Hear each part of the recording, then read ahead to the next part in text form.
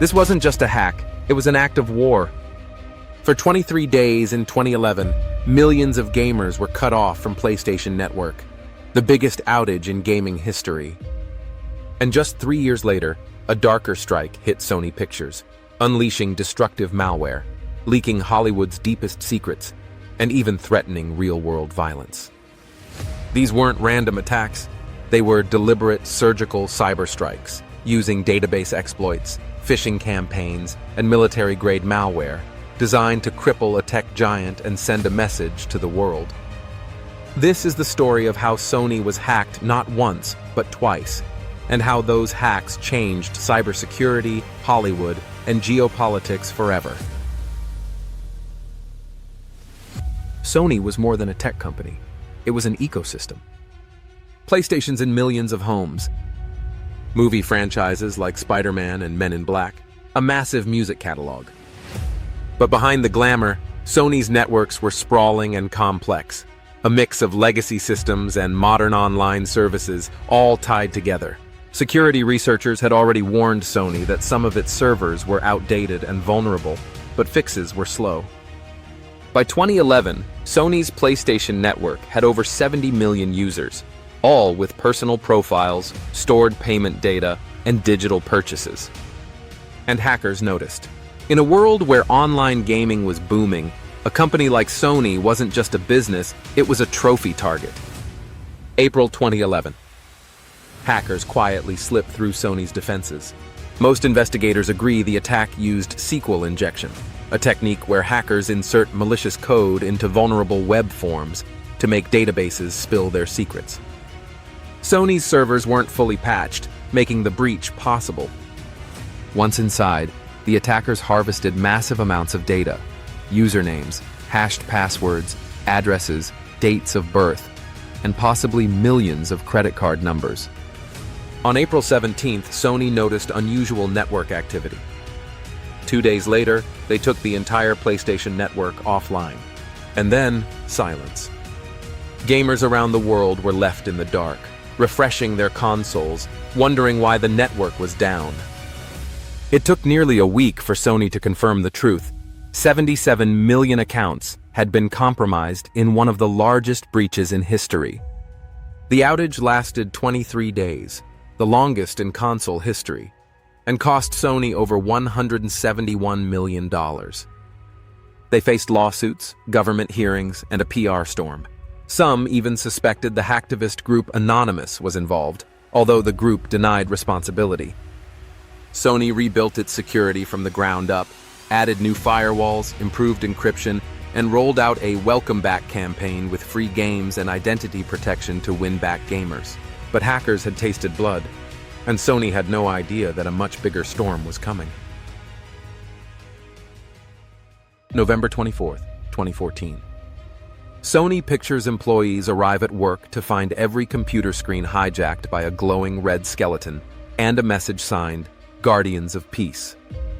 The hackers had been inside for months, conducting reconnaissance, mapping the network, and stealing terabytes of data before launching their destructive payload. Their entry point? Spear-phishing emails sent to employees. These emails looked legitimate, but tricked victims into handing over credentials, giving the attackers a foothold.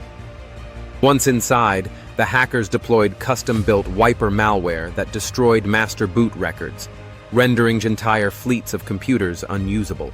They leaked unreleased films like Fury and Annie, confidential salary data, thousands of internal emails, some with embarrassing comments that caused Hollywood scandals.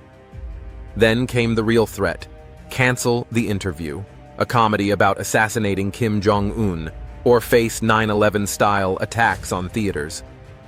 Major cinema chains pulled out. Sony canceled the premiere. For the first time, a group of hackers was dictating what a global entertainment company could release.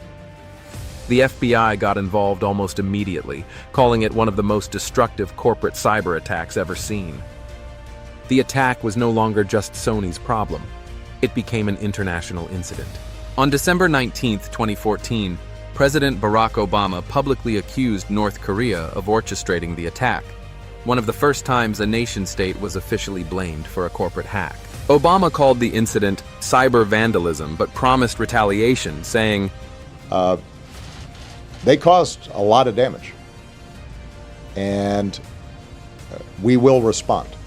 We will respond proportionally, and we'll respond in a place and time and manner that we choose.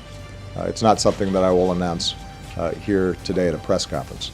Sanctions were placed on North Korean entities, but the attribution was controversial. Some cybersecurity experts argued the attack could have been an insider job or a false flag. This debate added to the mystery, but one thing was clear: cyber attacks were now part of global politics. These attacks changed how companies thought about cybersecurity forever. The PlayStation Network breach forced Sony to overhaul its systems, encrypt its databases, and build a real-time monitoring system that could catch intrusions faster. They learned the hard way that staying silent only deepened the outrage. Transparency had to be part of crisis management. The Sony Pictures hack was even more transformative.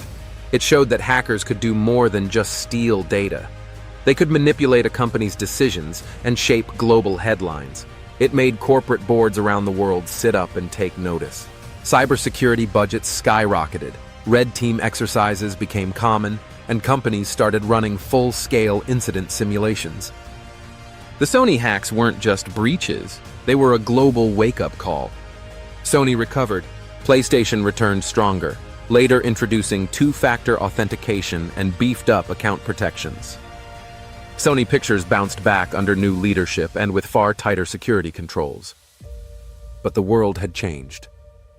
Today, ransomware attacks shut down hospitals, pipelines, and even government agencies. What happened to Sony was just the beginning, a preview of the cyber battlefield we all now live on. Cybersecurity is not optional, it's the shield that keeps our digital world standing.